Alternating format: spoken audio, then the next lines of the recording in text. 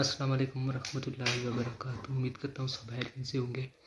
یار آج کل ایک ٹرینڈ چلا ہوا ہے بہت زیادہ، جو کہ انجینئر مرزا محمد علی جلمی کی طرف سے ہے کہ the damage has been done, فرقوں کی دکانیں بند، اس طرح کا سب کچھ کہہ رہا ہے بہت زیادہ۔ جو کہ تو کل 26 نومبر مناظرہ بھی تھا مفتی حنیف قریشی صاحب کا۔ 2 سال پہلے اگر آپ کو یاد ہو تو مفتی طارق مسعود صاحب بھی آئے تھے، وہ تب بھی نہیں ملا تھا، تو آج کل 26 نومبر بھی نہیں ملا۔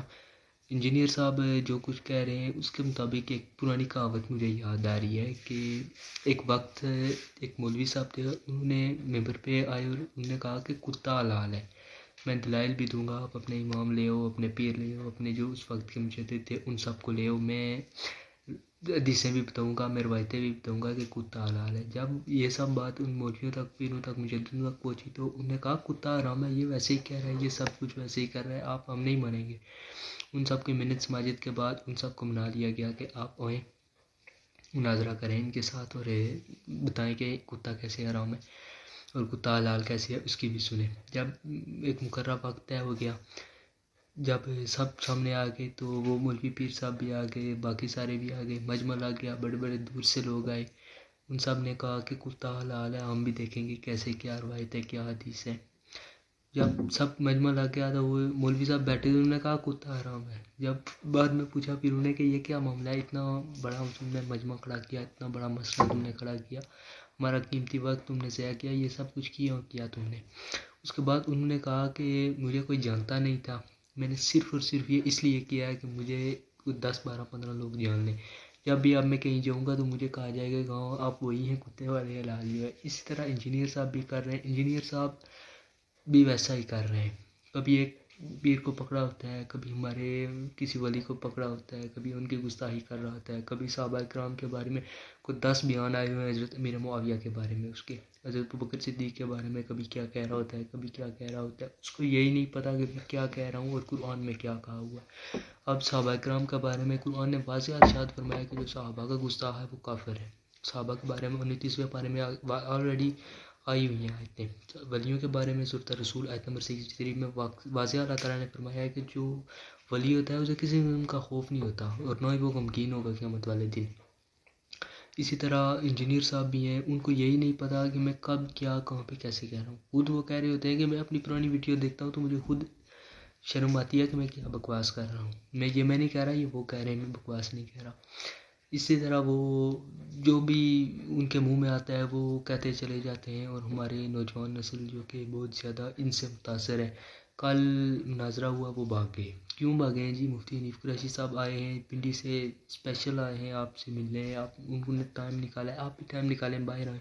اگر آپ اتنے زیادہ سچے ہیں تو آپ کیوں ڈر رہے ہیں؟ پھر 2 سال ہو گئے، آپ نے پہلے بھی ایسا ہی کیا تھا، اب پھر بھی ایسا ہی کیا ہے۔ اگر آپ کے اسٹوڈنٹ میں اتنی تھوڑی سی بھی ہوئی نا تو کم از کم وہ یہ بات کہیں گے کہ جو سچا ہوتا ہے وہ ڈرتا نہیں ہے۔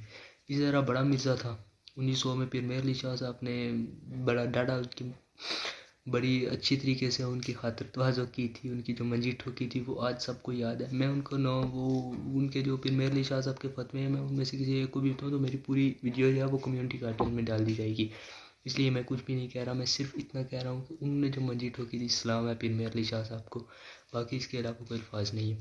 پھر میر علی شاہ صاحب نے جو منجی ٹھوکی وہ 1900 میں ٹھوکی تھی، 2017 میں ایک ویل چیئر والے بابا جو رہتی منجی تھی وہ انہوں نے ٹھوک دی۔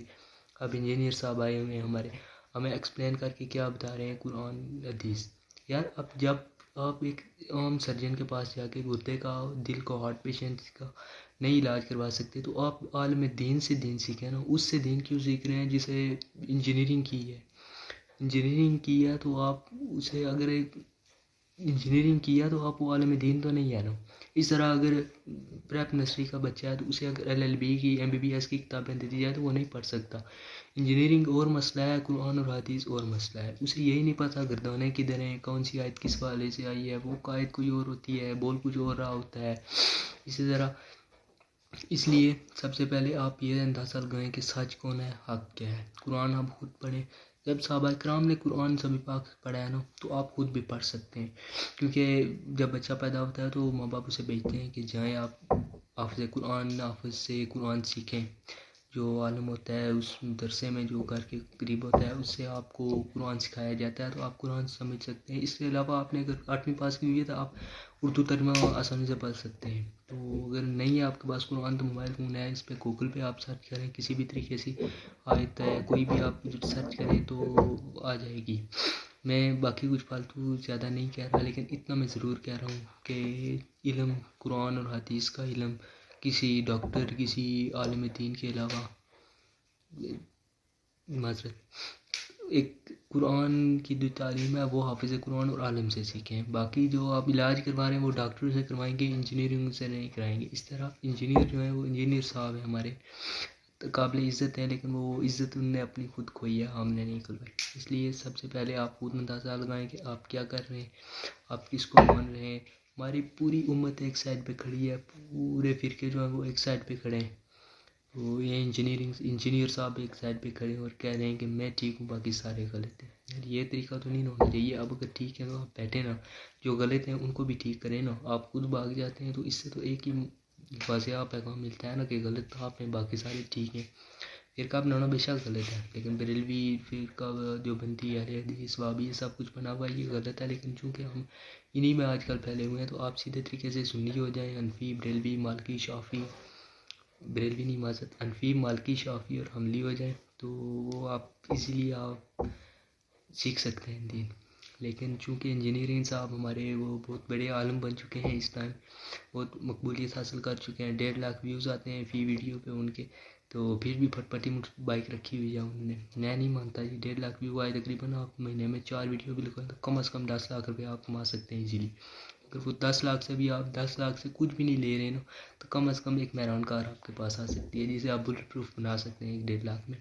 اس لیے سب سے پہلے اب یہ پہچانیں کہ بڑے مرزے کون سے۔